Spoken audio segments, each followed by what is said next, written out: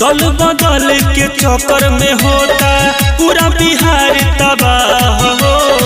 न जाने कौन चलावेला मन कर मांगता सभे सलाह हो, मांगता सभे सलाह हो। दल बदल के चक्कर में होता पूरा बिहार तबाह हो। न जाने कौन चलावेला मन कर मानता सभे सलाह हो। लागता मुंड बनवले बारो बीजेपी से हटबका,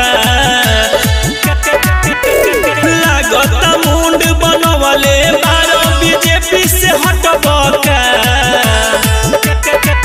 आरजेडी में जाके सटबे पलटू फिर से पलटबका।